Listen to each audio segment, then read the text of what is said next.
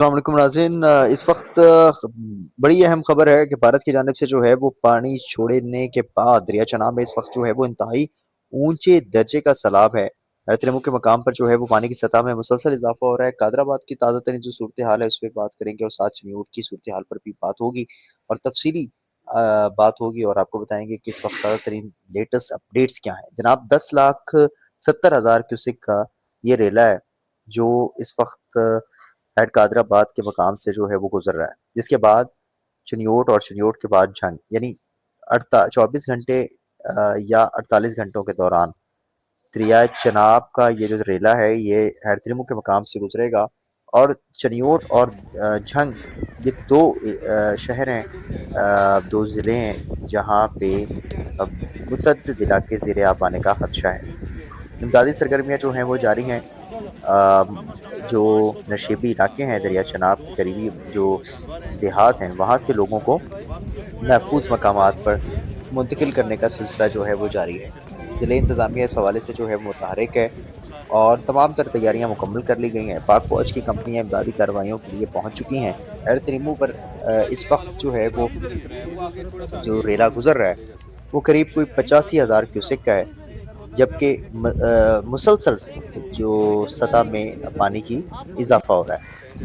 اور صورتحال یہ ہے کہ اگر اسی طرح اضافہ ہوتا ہے تو یہ چونکہ دیکھیں 10 لاکھ کیوسک کا یہ ریلا ہے، یہ ہیڈ ترمو کی اگر ہم بات کریں تو 8 لاکھ کیوسک کا تک پانی جو ہے وہ یہاں سے آسانی سے گزر سکتا ہے، لیکن یہ جو ریلا ہے وہ 10 لاکھ کیوسک سے زائد کا ہے، یعنی مزید اس میں 2 لاکھ کیوسک، تو یعنی آپ یہ دیکھیں کہ یہ انتہائی اونچے درجے کا جو پنجاب حکومت نے پی ڈی ایم اے نے انتہائی اونچے درجے کا اسے ڈکلیئر کیا ہے کہ یہ جو سیلاب ہے وہ انتہائی اونچے درجے کا ہے، یعنی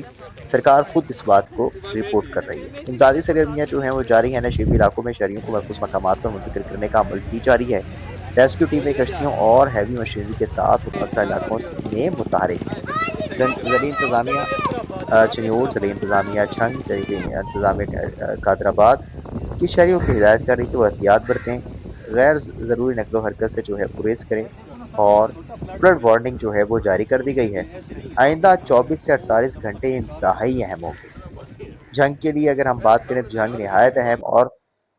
فیصلہ کن ہوگا، کیونکہ یہاں پر 2014 کے فلڈ کے بعد سپر فلڈ جس کو کہا جاتا ہے، اس کے بعد یہ فلڈ جو ہے وہ اس سے بھی زیادہ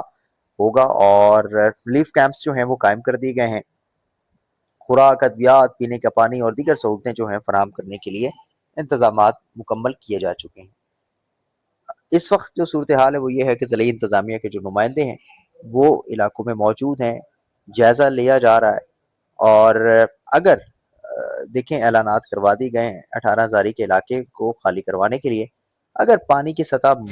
اسی طرح بلند رہتی ہے، اونچے درجے کا اگر سیلاب کی صورتحال برقرار ہوئی، تو پھر وہاں پر جو ممکنہ جو انتظامات کرنے چاہیے، یعنی وہاں پہ اگر بند کو توڑنے کے، تو وہ بھی تمام تر تیاریاں جو ہیں وہ مکمل کی جا چکی ہیں۔